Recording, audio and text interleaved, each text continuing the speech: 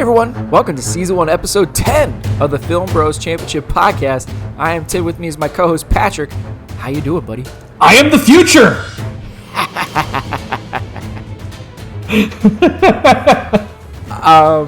This movie. I enjoyed it. I know. I had fun with it. I really really did. I was really surprised. You know, I've been waiting this, doing this season thinking like, okay, where's the hidden gem? What's the one that I never got around to? Like, because there's definitely plenty that I'm like, I never got around to. And there's plenty that are staples, you know, that you've seen a bunch. And I've never heard of this one. And everyone I've talked to so far has never heard of this movie. And it was a lot of fun. I enjoyed it. And it even rates really well on Rotten Tomatoes. So I was like, I apparently I'm not the only one. Spoiler alert, it ranked very high for me overall for this season. There we go. And this is coming again. I'm the teacher. Yeah. And I was really worried I was going to be really overly critical of this movie. And it was way too much fun. 90%. I have much more time on my hands since I'm unmarried, no kids. So Right. usually I watch the movie before you. This time you got to it before me, and you not only did that, but you took all your notes and wrote them down, transcribed them all in the same night. You were so excited, like, I need you to watch this right away. Yes. So I was like, wow, Tim's never reacted to a movie this way before. This is going to be interesting. It was so fascinating on multiple levels.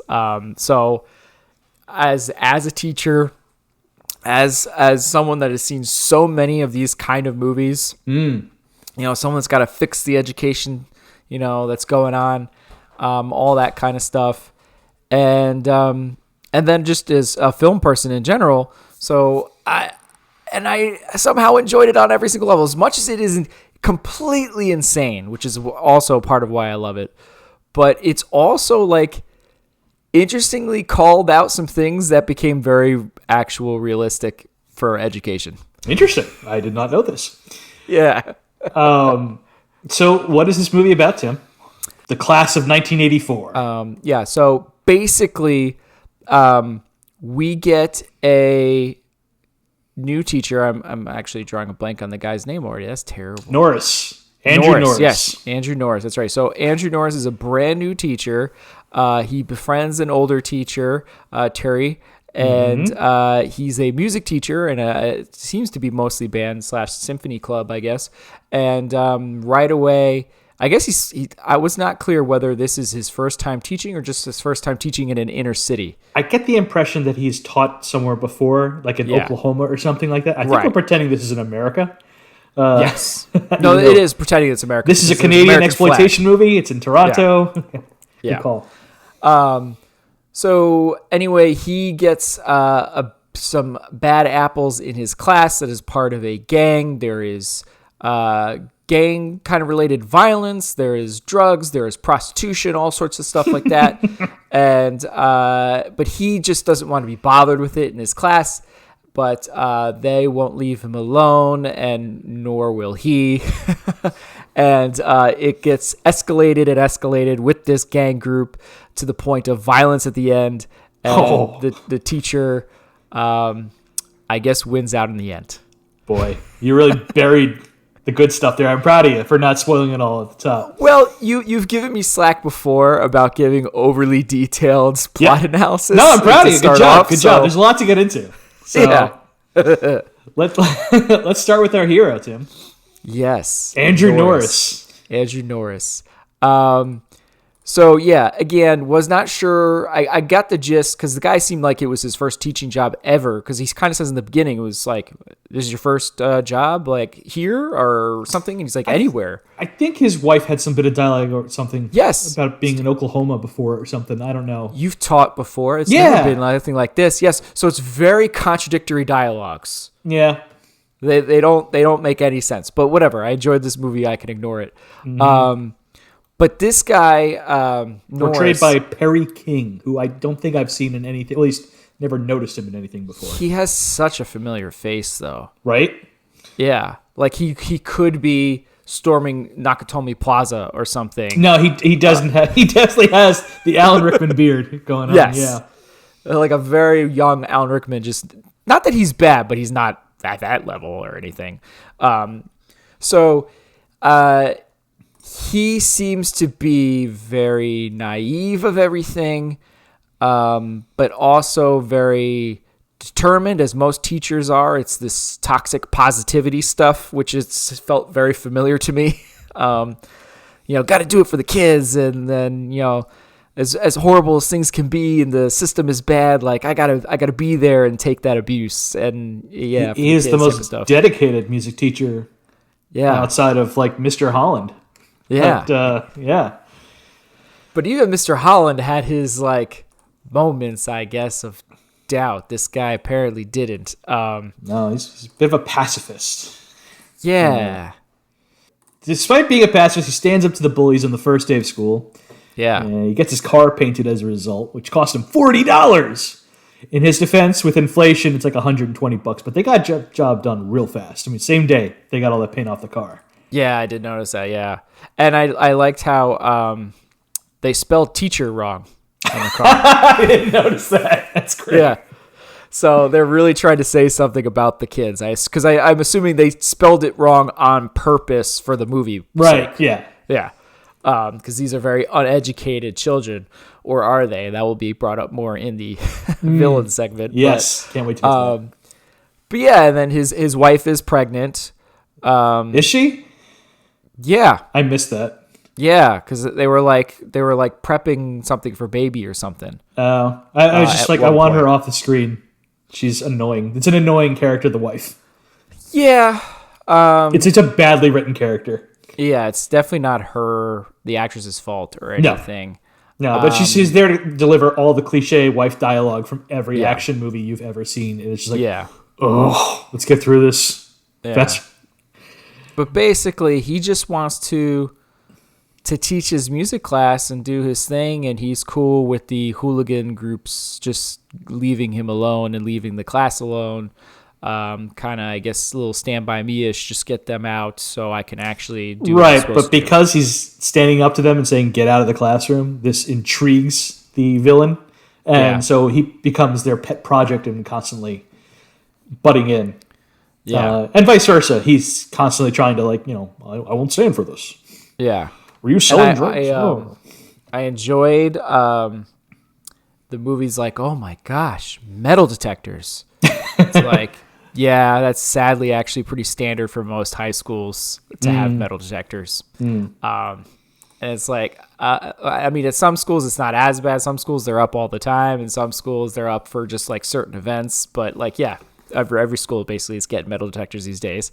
And then he was like, you have like 4 periods today, and then during your other 3 periods, you have to be in this and this and this hallway to supervise. And he's like, well, but I need that time to plan and to prepare. I'm like, yep, well, that's realistic. that's pretty dead on. So it's interesting. Like there was the toxic positivities, the metal detectors, the basically planning periods getting taken away for other duties. It's like, wow, yeah, okay, all that is actually very realistic. And I don't know when the principal will come up, but like every kind of response to the principal is like, yeah, that actually is accurate. That makes sense to a lot of stuff. Like, yeah, you need evidence, and how you're going about things is not appropriate. Like the teacher is really not appropriate.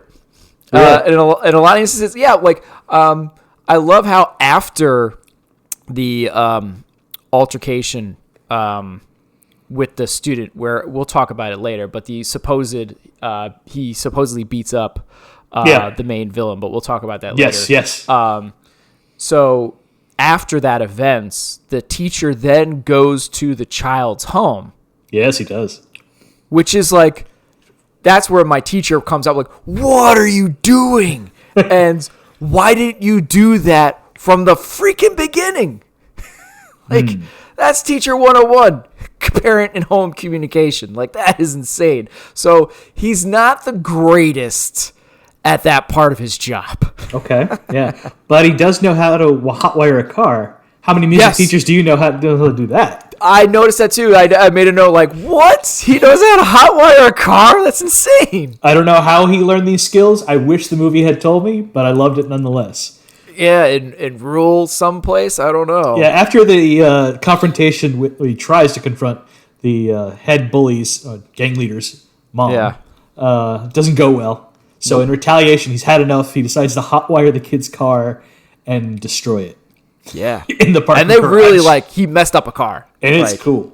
It is pretty cool. Yeah, I enjoyed that. It's very satisfying. Tim, be honest. Have you ever wanted to hotwire one of your students' cars and F it up?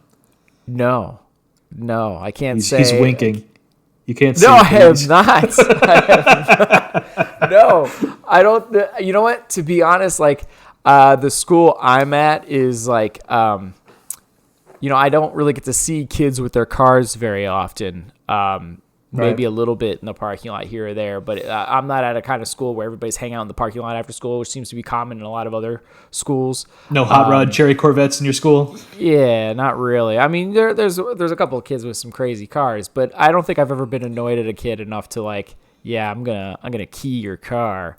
I'm pretty sure kids have done that to my car.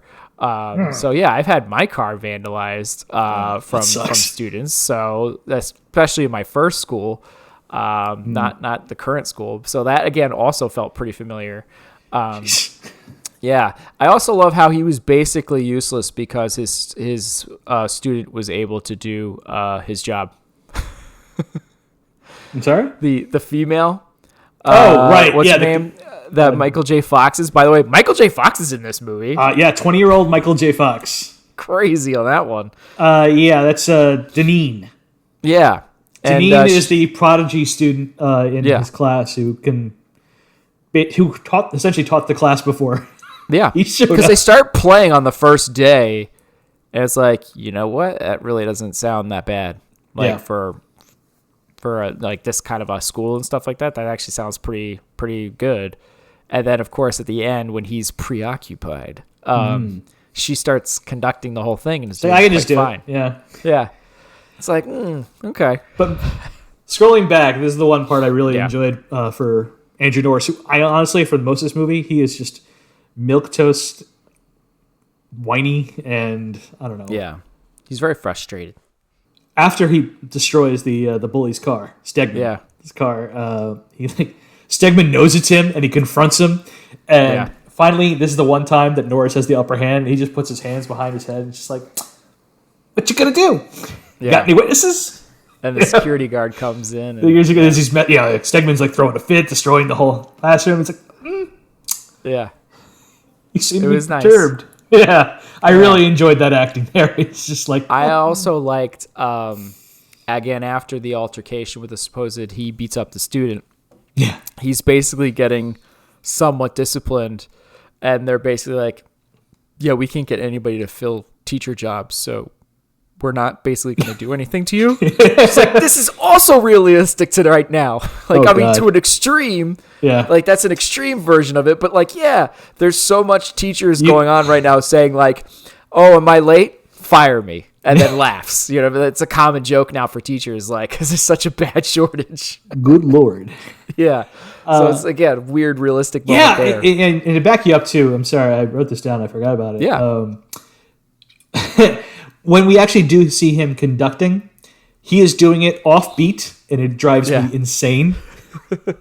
I'm what is this conducting? This is garbage. I'm sorry, I was actually in orchestra in high school, so I know exactly how it won.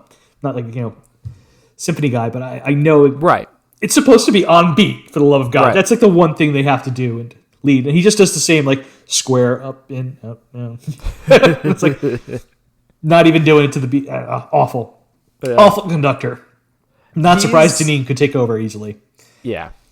And he doesn't take advice from anybody. Nope. Is everybody's telling him that's not how things work. You should not be doing that. This is a bad idea. Let me go check down this alleyway. What? No. Stop. So he is part of the problem. He provokes a lot of it. Yes, he does. It does. But eventually at the end, the gang, I'll spoil a little bit there. Yeah. Because we'll talk about it more later. The gang breaks into his home. Yeah. Gang rapes his wife. That was messed Takes up. pictures of it. Oh, it's so effed up. It's like, wow, It's- nothing. What? It's Holy on mother par of God. with Death Wish 2. It's No, not as much because nudity, they don't it's not like as get gratuitous. they don't get as exploitative and Right. everything. You know, there's no nudity in that scene at all. It's just like, but it's still like Jesus. Yeah. Because like there's nothing, that level of violence had not occurred prior to that. And when they, like I said, they take pictures of it and they show the pictures to him. That's when he starts chasing after him, and it's all planned for like Stegman's going to take these, him out. I guess Yeah. his wife too, but he switches it on him and so it takes out all the kids one by one, and it is impressive and fun. It is. It is actually a lot of fun. I have to say, as much as he's like maybe not the greatest teacher, and he does provoke stuff and does not do a really good job there, he wasn't bad. As much as his character is kind of stupid and making bad choices, like the actor I thought was not bad. He was not He doesn't boring. mail it in. Yeah. Yeah. So I was pretty cool with him. But he doesn't really add a lot either, I don't think. Yeah, I gave him a 2. Oh, I was kinder. I gave him a 2.5. I'm cool with going up, to be honest. I thought I was a little mean. But Okay. yeah. I mostly docked him for him causing some of the problems in this movie. But yeah. Yeah, that last 20 minutes does a lot for his score. I'll say that Oh, much. for sure. For sure does. So, should we get to the main event? The villains? Yes, my favorite part of this Yes. movie. They are fun. Let me tell you. Yeah. Man, Peter Stegman. What an all-timer of a villain. Love this dude. It's amazing because I don't know if they did this on purpose, but the gang is mostly punk. They're punkers. They're punk Yes. rock, right? But you don't get that all that much from Stegman. He's more preppy. He's more preppy, and when he does kind of dress, it's way more 80s, not exactly punk-ish looking. So he always stands out. Like he's always like very like when he's with his gang, he stands out. When he's in the punk rock club that I guess they get to run their gang out of the back of a punk rock club. Yeah. And again, they're which is interesting. They shoot a mosh pit and it looks pretty legit. Like moshing. Because it is legit. Oh, did you look it up? Yes. I looked up, there's an oral history of this movie that came out this year.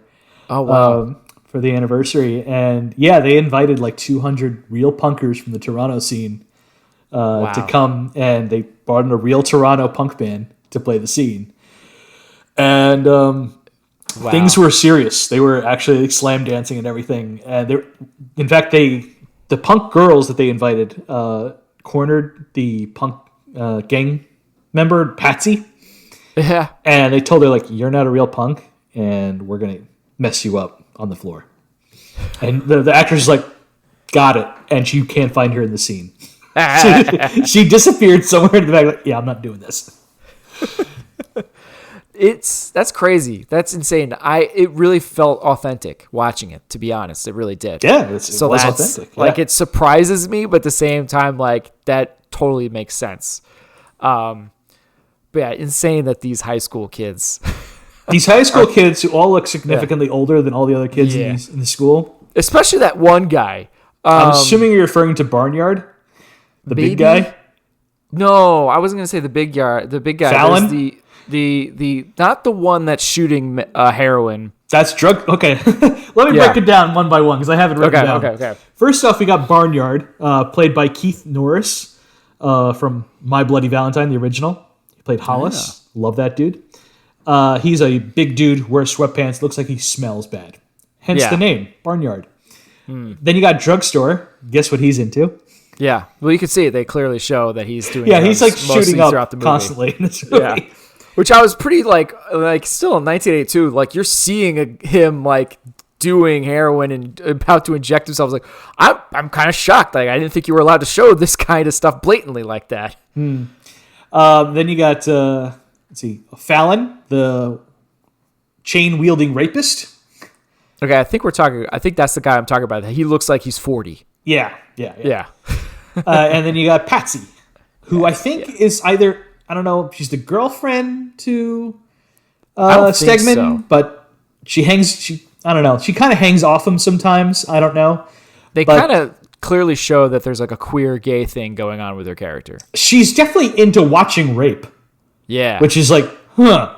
It's her idea for that girl in the club who I guess wants, I don't know what she was asking to do, drugs or prostitution or something. Yeah, no, she wants drugs and she's willing to hook for them to receive drugs. Yeah. They literally call it, do you want to be a crack whore? I was like, okay.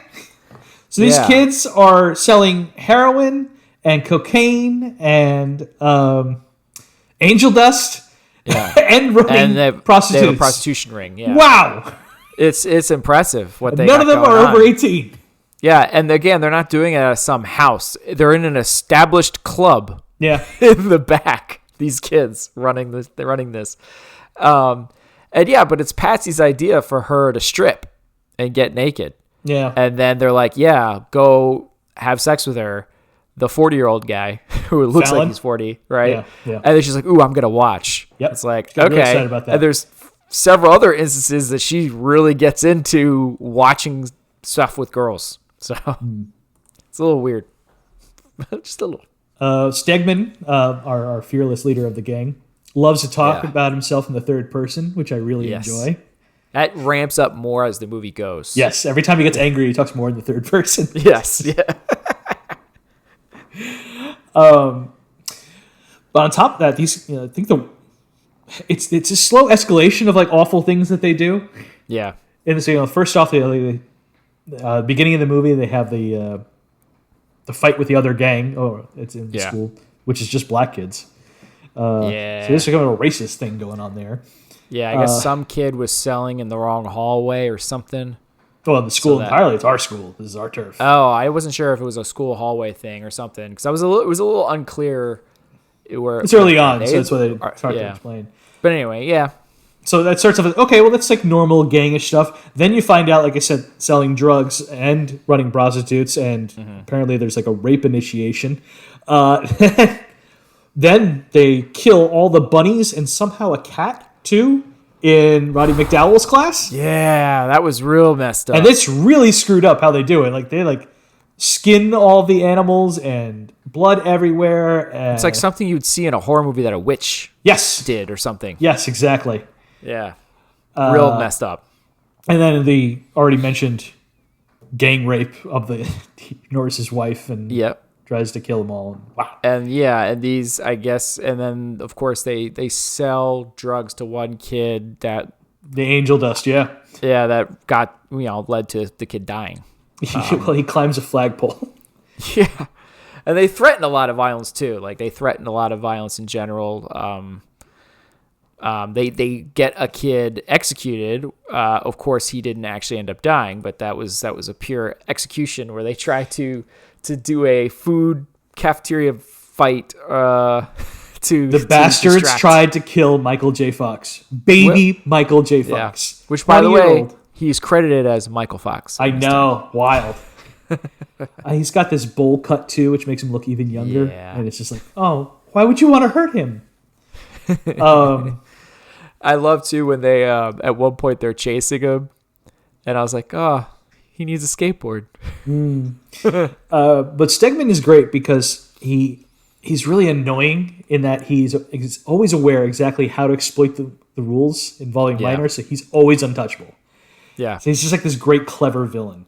That is like, I think the Norris character at one point references him as like, I'm pretty sure he's actually a genius. Yeah.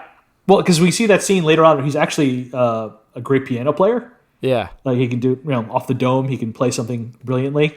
And so he kind of wants Norris's respect for his musical ability. But Norris is like, no, I'm not falling for this. Get out. I don't care that you're good at the piano. Yeah. Go. Until you can mature, get out. Yeah, you're the worst. Which I really liked that scene again, too, because what was he yelling? Like, am I in or something? Or? Yeah, because they were talking about doing a concert for money and stuff like that, and that's what intrigues Norris. Like, okay. Not Norris, I'm sorry, Stegman. And so he starts playing the piano, and it's like, get out of the class. No, I'm not falling for this. You get out of here. Yeah, that was a no. He didn't like that one. And then, of course, when Norris goes over to Stegman's house to talk to his mother, we find out that he is a spoiled rich boy. Yeah. And it's like, oh, of course. Well, I mean, I wasn't sure if exactly he was like rich, but at least upper middle class or something, right? Yeah. He lives in a high rise in like downtown. It's clearly a very nice place. They have a parking garage. He drives a Corvette. I thought that was interesting. Like, what are they trying to say? Like, I totally want to know more about Stegman's life. Like, his mom seems really nice and sweet to him. They're having a nice, lovely conversation. And yeah, Stegman is sort of like a beta version of Mark Wahlberg's character from Fear. but Mark Wahlberg is clearly from like the wrong side of the tracks. He's living in this like home, like with a bunch of guys that's dilapidated. This guy's it looks like he's got a nice life. Yeah. And he's up to this stuff, which is like, I want to know more about this kid's backstory. This is crazy. And so we got a couple of fun quotes. He likes to yell, "I am the future" a lot. Yes. I don't know what he's talking about, but I guess it's supposed to be just like, be scared of what's coming from society. I am the future. But he just doesn't explain, just says I'm the future a lot. He doesn't know what that He doesn't yell at old people. Yeah. And like my favorite line from him, "You've got to learn. Life is pain. Oh, yeah. Pain is everything. You will learn." I didn't realize we were going to do the whole quote. My note was like, he needs to be in a Hellraiser movie. Like, he needs to be a Cenobite. Like, the whole pain thing. That was insane. And the last thing I'd like to mention is that Stegman is played by Timothy Van Patten. Yeah, he's still doing stuff, right? Timothy Van Patten is a Hall of Fame GOAT HBO director. He did like a bajillion Sopranos. When HBO needs something to work, they bring in Timothy Van Patten. He did a bunch of like The Sopranos, Boardwalk Empire. He directed the first 2 episodes of Game of Thrones. Wow. And yeah, if they need something classy to look like $1 million and to work, Patton is the guy. Interesting. Yeah, because I didn't see, it didn't look like the acting thing kind of. No, he stopped acting in the 80s and then got into the directing game and is a brilliant television director. Because it's like, again, as much as it was insane and over the top, I think that was the point. It was I think it was directed that way and written that way, and I thought he was great. I thought he was brilliant. It was a lot of fun. My only issue with him is at the very end of the movie. Where he's on the rooftop with Norris, and the final confrontation is lackluster. So that cost him a point. But I gave him a 4 out of 5 overall. I loved Stegman. I went 3. No, you gotta go higher. Well, do you want to split it by 3.5? I don't. I want to fight you for this. You want to go for 4? I want to go for 4. He is such a great villain. No, he really is because he is a great match for the hero. To be honest, I kind of liked all of the sidekick villains as well. Like, they all had their own personality. Yeah, easily identifiable. Yeah, and they're just a great foil for the hero. And yeah, I loved it. You know what? Yeah, I'm good. I mean, he constantly outsmarts the hero at like every turn until the very end, where he just chewed up a little too much. Yeah, I mean, besides the his car getting destroyed, and then the end, he basically wins almost every other point at that point. Yeah. I mean, I guess he didn't quite get Michael J. Fox when he wanted to, but he got him later, although he didn't get quite the kill he wanted. But you got him to not talk, for a while anyway. Yeah. And there's so much. I did think it was insane that one of them, I didn't catch which one, is wearing a swastika shirt. That's the very beginning. I think that's either Drugstore or Fallon. Yeah, because they do like a Nazi salute and everything too in the beginning of the movie. Like, whoa, buddies! Yeah, that was insane. We know you're bad now. Yeah, it's like, okay, I don't think this is skinhead. This is not punk rock. And then what was it? Oh, I like the girls, to go back to the girl who wants to get drugs and she'll be a prostitute to get drugs. Yeah. The insult they throw at her is suburbanite. It made me laugh. Yeah. And the war paint was a little weird, but Oh felt yeah, very they grab 80s. her makeup and start like war painting themselves because I think they even straight up refer it as war paint. probably right. Yes, And this is after the rape. yeah, because after. Oh, I forgot to mention too. Earlier on, they actually firebomb Norris's car. Yeah, Like they they do. keep. It's kind of a weird dialogue because like all of a sudden it just cuts to like ADR dialogue. Oh, good thing we stole this book. And then they just show his name. It's like, oh, okay, yeah, we didn't see that happening or anything, Yeah. so they had to throw in the ADR to make Yeah, that so make they sense. found out where he lived and everything. Yeah. But it's man, like at every turn they foil Norris, and it's until the very end. Yeah, where they don't expect him basically to go off the deep end. But yeah, okay, 4. All right. I'm already going higher on both categories. I already went up a full point and 1.5 point in the other, so this movie's going to do even better than probably, unless you turn on me on the other ones, but I feel like it's not going to happen. I don't know. Well, I told you I had a lot of fun with it. All right. Yeah. All right, Action, so and action. stunts. Yeah. There's not a whole lot until we get later on in the movie. Yeah, I mean, you have the rumble in the beginning in the abandoned lot, and you Which can is tell fine. they didn't give the actors much direction in this. You can see Yeah. they're just kind of like, I don't know.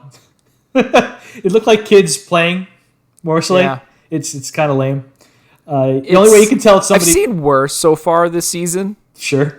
but it's just kind of all right. At least it's not stationary type stuff.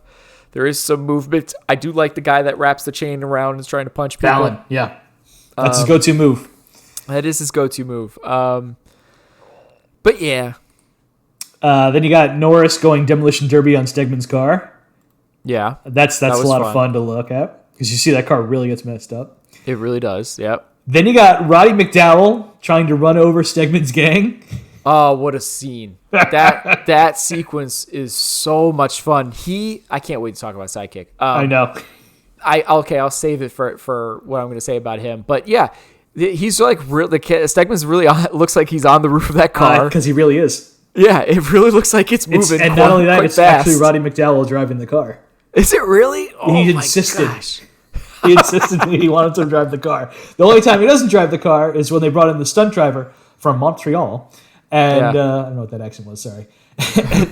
So they got some crazy Montreal guy. They said that they didn't want to use any of the Toronto guys for this because they thought it was too dangerous. To go up the small ramp, flip the car, and for some reason explode.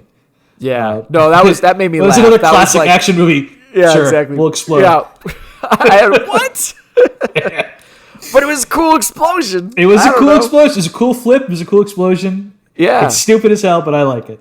It was fun. I mean, it was a cool stunt to see him on the hood of the there and him trying to kill the kids, and I thought it was fun. But that's it until the last 20 minutes of the movie. Yeah. Well, there is that sequence. I don't know if it's quite action, but they Tyler Durden it.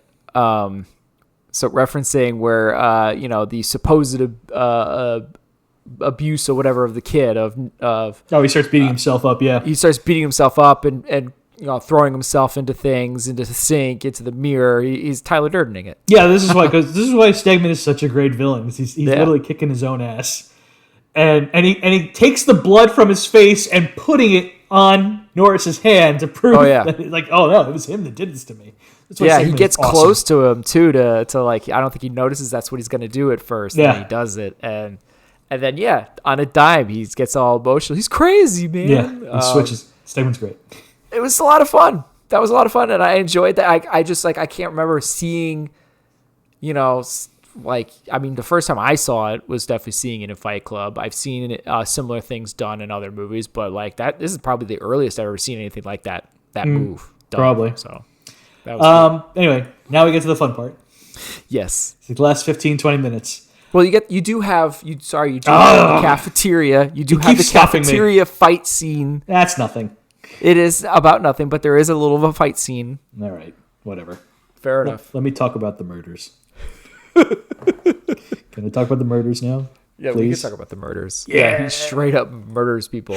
Because at first they're like, he gets the the picture, which again I thought was a great Norris moment, where you do see him like, oh my god, a picture of the gang raping his wife. And so he Patsy runs out after her, and she's doing some weird taunting stuff. Yeah, Patsy is the one who's the bait, trying to get him to chase. So they're going throughout this school, and it does look like a big school. But it's like multiple levels. You get a lot of the shots seem kind of like, I feel like we just saw this same hallway, same hallway. Yeah. But anyway, so they're messing and toying with him at first, and he's running around, and then they beat him up, and then they run off again. They let him wander again. So clearly taunting and getting them all worked up and going, because he'd get beat up in the hallway. They'd take off. That he's looking for them again. Then they're in the gym, which is a weird looking gym, and they both like rope swing. Yeah, they go like pirate movie style. They hit him in the back with the ropes. It's great. Yeah, but then he goes John Rambo, and he starts taking them out one by one. Yes. And first up is Fallon in the wood shop. Yes. And the fight is okay. It's nothing special at first. Until it ends. Fallon's using his chain move. Norris is gets beat up. They do it. show that he is getting, like, he's not kicking these kids' butts. Like, he's not a fighter. Like, he is kind of getting beat up. He kind of looks like John McClane. After a little while, like he's covered in blood and getting beaten up pretty good. But finally, he gets Fallon into a position of strength, and he slams him down onto the table saw and slices the kid's arm off. And you see it. Oh, yes, you do. And he's not done. Nope. He picks him up and throws him onto the table saw after that, and leaves him there with the blade still sawing. You hear it. The sound, you keep hearing it until it's like stop going through the body, but they keep the saw going, that it's like you can hear it kind of in there, but it's not hitting bone or anything anymore. It's like, wow, I can't believe they showed all that. It was crazy. And I mean, the arm stunt, was clearly fake, but it didn't look that bad. Like, it wasn't like pretty good for 80s horror movie. It really did. It looked a lot better than Sorceress, the guy getting his arm chopped off. And anyway, then Sneaky Norris, John Rambo Norris, goes off to the auto shop. Yes. It's a big school. It really is huge. And sets a trap. Kevin McAllister style. And starts pouring gas all over the floor. And I'm not sure how this actually works. Because, drugstore comes wandering in by himself and steps right into the puddle of gasoline. And that's when Norris lights him up with the blowtorch, right? Yeah, blowtorch, yeah. Yeah. And drugstore just bursts into flames very quickly. It doesn't make any sense. I don't know if he was already covered in gasoline or whatever, but he just bursts into flames. I don't know. He just goes, or maybe he just had that much drugs and it's flammable. I don't know. He screams, "Fuck you," in hell as he's burning alive. Yes. That was great. I love that. Fuck you now! And he is crispy at the end. It's really cool. Yeah. This brings Barnyard and Patsy into the room. Yeah, Barnyard is not happy. No. At this point, Norris has picked up like a wrench or a pipe or something. Yeah. And it does nothing. He starts swatting at Barnyard. Barnyard's just blocking him like with his forearms, and it's nothing. It's like he doesn't care. Somehow this pipe does nothing to his forearms. Until he eventually gets him in like the head and then the chest, and all of a sudden then it's like, okay, I'm down for the count. Yeah. And that's when Patsy hotwires one of the cars or starts one of the cars or whatever and runs over, tries to run over Norris, but Norris jumps out of the way, runs over Barnyard and knocks down the lift that had another car on it, which slams down on top of her. They were that fight where he's blocking all the pipes was under a car lift been raised over them, right? And so when she comes in, she runs him over, knocking off the lift, so the car comes crashing down onto her. But it's really cool because the car not only hits a wall, but then has another car smashed down on top of it. Like, it's a bam bam thing. You're like, whoa! Yeah. Everybody just died. But clearly, she just got I think she died, but she probably had some kind of head injury. I'm not sure either because she just tells him he's up on the roof or whatever. Who knows if she actually died or not, because she was able to tell him. But you would think maybe that she's about to die. And then we have the final fight with Stegman up on the roof, which is on the roof. A bummer. It's it's not good. It's the weakest part of it for sure. I mean, I kind of liked him going through the window. Yeah, so they do a little roof. fist fight, and he's got a knife. I don't know. It's eventually Norris knocks him through a skylight, but for some reason there's a bunch of ropes underneath the skylight. Well, because they're below them is the stage, I guess, but it's still like a skylight, so I don't know why the ropes would be there. Because not that high. They're not working the stage if there's clearly glass in between them and the stage. Like, it didn't make sense. But yeah, and he starts doing his like, "Oh, I'm a little kid again." Like, "Oh, I'm a kid." And so Norris, who's a poor freaking planning, moron, because you should wait to be picked up before you decide to go for the kill. Yeah, well, of course he's faking, but Norris is too dumb to realize that, and he takes a swing at him with the knife. Norris, I don't know if he gets cut or not, but he's like, drops. It doesn't work. He's like, fine. He punches Stegman in the face, and that's when he drops down and he hangs himself to death.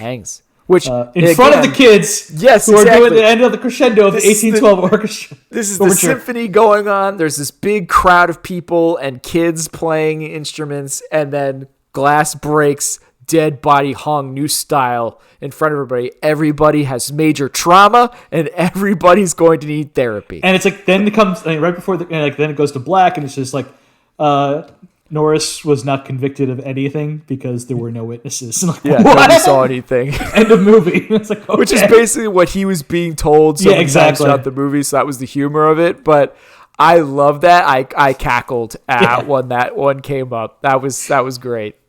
So what did you give the action in this one? I gave it a 3. I gave it a 2.5. You gave it a 2.5? It takes so long. It does. You're right. But that ending sequence in the school is just so much fun. Mm-hmm. I just had so much fun with it. You went 2.5 and I went 3. I don't even know how you split that.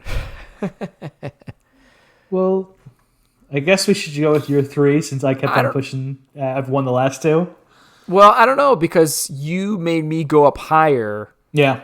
And I don't want this movie to get artificially inflated. I feel like I can go down. Okay. To be honest. Okay. And that will help with the other ones the other 2 that I went up on. Okay. Sounds good. Mentor sidekick. Oh, yes. Roddy McDowell time, Tim. He was fantastic. I love Roddy McDowell. You know what Roddy McDowell is bad in? So good. Nothing. Roddy McDowell is so good. Yeah, I like this movie. I spent an IMDb trip just looking down all the things he's done and everything. I really like this movie. Roddy McDowell is better than this movie. It is stunning. Like when he just puts on the real acting, and it's like, oh, he's just blowing everyone off the screen. It's like it's embarrassing for everyone else. The movie so much, it's nuts. He right from the beginning, he's hilarious. He's such opening credits. You see, there's a teacher who's opening up his briefcase to get a drink because he's drinking first thing in the day. Yeah, and there's a gun in the briefcase, and then finally we see his face. Like, oh, it's Roddy McDowell. Yeah, Roddy McDowell's armed,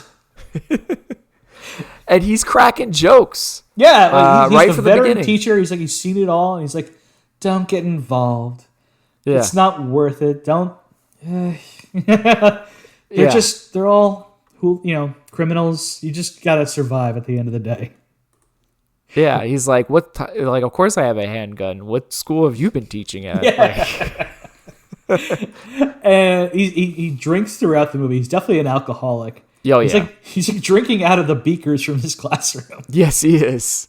And petting his bunnies. That's all he wants to do. At some point during the school, that they're in planning or something during the school day, and he's drinking, and he's clearly drunk. Oh yeah, he's drinking before school, he's drinking during school, and he's drinking after school. My man loves. And he's a delight. He steals the show every time he's in the scene. He's funny. He's got so comic relief. He talks common sense. I don't know why he never gets listened to. Norris just listened to the man. We got to talk about the best scene in the movie, and when the gang. And he's already kind of broken, resigned to it, but he's got a last shred of sanity left in him. But when the Stegman's gang decides to kill all of his bunnies and mutilate them, this really just breaks him entirely. And it's the reason for it because he helped break up a fight where they were trying to kill Michael J. Fox. Yeah, which he did. He wasn't even really trying to do. Car. He didn't even want to get involved with it. He did. Norris's fault. Yep. He was trying to tell Norris to stop and don't do it. Yeah, it'll only make things worse, and he didn't listen, and it cost Roddy McDowell his bunnies and his sanity. Yeah. And it was after, seeing that happen, like the facial expressions and the acting afterwards, the picnic table and such, like the crying, yeah. Yeah, it was emotional. Like, it was amazing. Yeah. Classroom. Yeah. And he's pointing the gun at, and he's asking them questions, and they're actually terrified. And they look, actually, I have to say, all the actors and the gang members are doing great acting in that moment. Like, they really do look legitimately terrified. Yeah, Roddy has brought out his gun and is now just waving it around and forcing all the students to interact properly for once. Yeah. You're going to answer the question correctly. Yeah. And you can see he's got such like tearful happiness that they're actually able to answer the questions, the biology questions that he's asking, and they're answering it. And he's putting the gun like right to their heads, like, answer the question. Which every time he's doing it, I'm like, oh my gosh, it's Mad Hatter from Batman. Yes. Well, yeah. Like I said, he makes everything better. But that's when he started sounding like the Mad Hatter in that scene, particularly to me. So that's why I was like, oh, this is so exciting. And then he gets to Stegman, and Stegman can't answer the question. He's so like, you don't know it, do you? And I'm like, oh my gosh, this is so good. Yeah.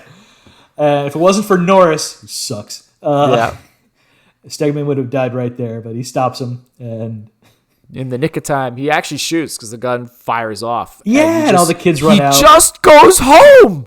Yeah, the principal's like, we got to call the police. And Norris is like, can't we just give him a break? I'm like, what?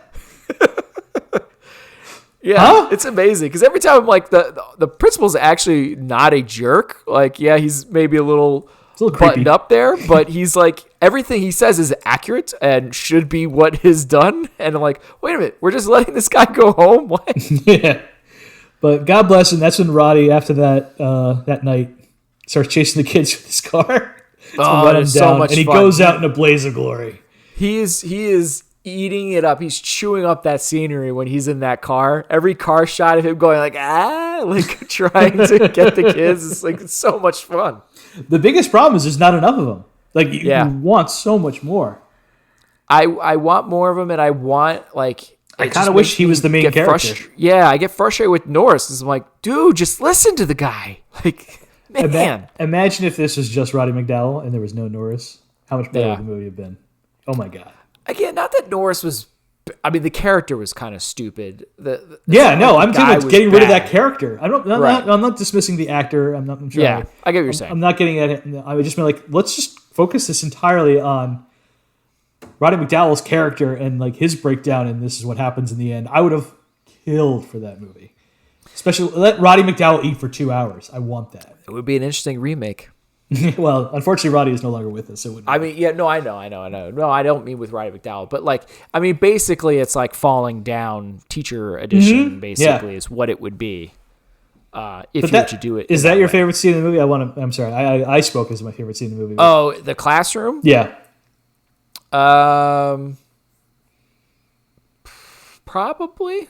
Okay. I don't know. It might be the car chase sequence. I love that part.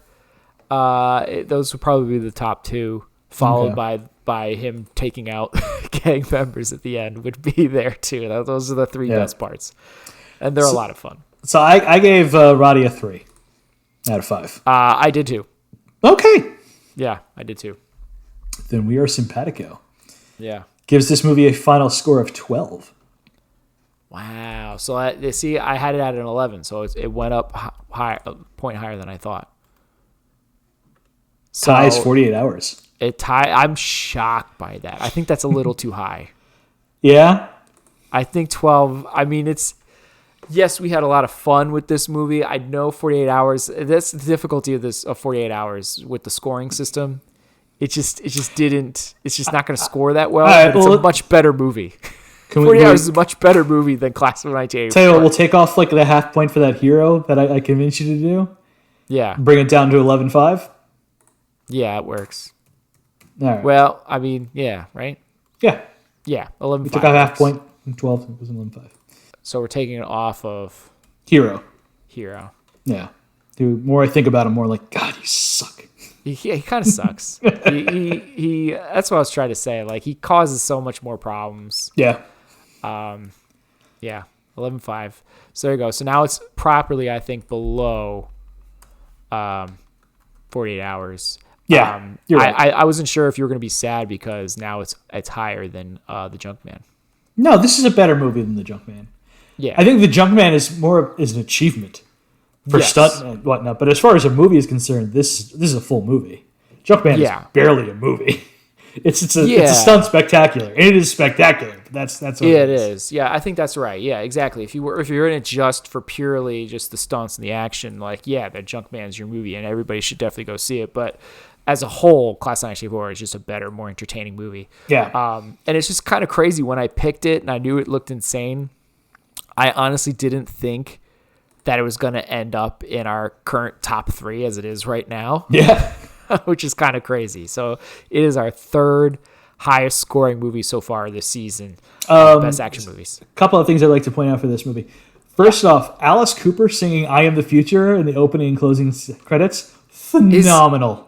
Is that Alice Cooper? That's Alice Cooper, baby. Oh my gosh, I didn't know that. Yeah, that so cool. Song is insane. It's so good. I'm going to buy the song. I want to listen to it. Are you really? I really liked it. The lyrics are nuts. Yep. I had no idea that was Alice Cooper. That's crazy to me. The movie is co-written. Mark Lester is one of the writers on it, but it's co-written by Tom Holland, and he wrote not Spider-Man. Not Spider-Man. He wrote The Beast Within, Psycho 2, and then went on to write and direct Child's Play and Fright Night, The Langoliers, and Thinner. Wow, big horror guy. I'm curious too because it said it's based on true events and the teacher with the gun in the classroom happened somewhere. Yeah, and that's where the idea of the story came from. Gotcha. Directed by Mark L. Lesser, who went on after this movie. He got Firestarter, Commando, and Armed and Dangerous. But he called Class of 1984 his favorite film. Wow. And the director, it looks like he did a sequel. Yeah, Class of 1999. And I only looked at it quick, and it looked like it involved robots. Yeah, I haven't even watched the trailer, but it sounds kind of insane. I thought this movie was insane. Yeah. This movie was originally titled Battle Zone Adams High. Interesting. And then they went with Gorilla High. And then finally Class of 1984. Okay. It was a big hit at the Cannes Film Festival, and Roger Ebert loved it. Gave it a 3.5-star rating out of 4. It's crazy that this movie was so lost and no one's ever really heard of it before. He said, "Class of 1984 is raw, offensive, vulgar, and violent, but it contains the sparks of talent and wit, and it is acted and directed by people who care to make it special." Wow, I think that's dead on. Right? Yeah, wow. I recommend the movie. It's fun. We didn't really talk about the flagpole death too much, but that was interesting. Guy runs up the flagpole after taking drugs. Yeah, like Jackie Chan. And he starts singing the national anthem. Yeah, waving the flag around. Or the Pledge of Allegiance. I don't remember which one it was. Yeah, and then he falls. Promptly falls on. Guess he landed on his head. I guess so. The movie had a budget of $3.25 million, which is a little under $10 million today. And the worldwide gross that I could find was $6.95 million, which is a little over $21 million today. It did really well, I think, on VHS and stuff like that. But it is a cult hit and much beloved by people, but not enough people know about it, I think. Yeah, at least I don't see it talked about enough because it is a fun movie. I've never heard anybody talk about it. I've never heard of it before. And again, even older coworkers that I work with, who grew up during that time and such, and no one's ever heard of it. And it's like, wow, because it's pretty good. It's fun. It's insane, but it's fun. It's not boring. All right. Yeah. So that's it, 11.5. You ready to find out what you're going to watch next week? I guess. Yeah, you got me really worried on this one. Oh. I'm not gonna lie. Oh. You got me a little worried. Yep. We are gonna watch The Soldier. The Soldier. Which one is that one again? Terrorists take over a plutonium bomb and threaten to detonate it in a Saudi Arabian oil field. A special anti-terrorist unit is sent to stop them. The leader of this unit, codenamed The Soldier. Okay. When you watch the trailer, you will see this is like it's a James Bond knockoff, and they really went all out. Looks like from the trailer, so I'm excited to watch this thing. Interesting. So this is on Freevee. Yeah, it is starring Ken Wall, who is also the star of The Taking of Beverly Hills, a movie that I'm dying to watch with you because of this podcast someday. Okay. Okay. Well, thank goodness it's not Megaforce. No, I told you it wasn't the one. Yeah, I didn't think you were gonna pick this one, to be honest. I'm going to keep picking the free movies until you pick one of the rentals, because it has to finally be your choice, because I know it's going to drive you nuts. It has to be my choice. All right. Well, I guess I'll try to do a rental. But I got so excited from watching the trailer, I bought a Blu-ray copy, so you don't even have to watch the freebie version for this one. Oh. Yeah, I don't know many people in this. I'm excited to see baby Joaquin Dalameda in this. Yeah. The Latin Jack Ryan. I like the poster, I gotta say. The poster looks fun. Yeah. I like they put him in a little suit with a machine gun. You don't assign him, you unleash him. That's right. Yes. It's going to be fun. All right, man. That's all I got. Sounds like a plan. Okay. That is it for us. Please show your support for the podcast by leaving a review on Spotify, Apple Podcasts, Google Play Music, or wherever you happen to listen to the show. Also, sharing is caring. Be sure to follow us on social media to get the latest show updates. You can contact us by emailing at filmbrochamp@gmail.com or find us by searching for the hashtag FilmBroChamp. Thank you for listening to this episode of the Film Bros Championship Podcast. Peace out, everyone. I am the future.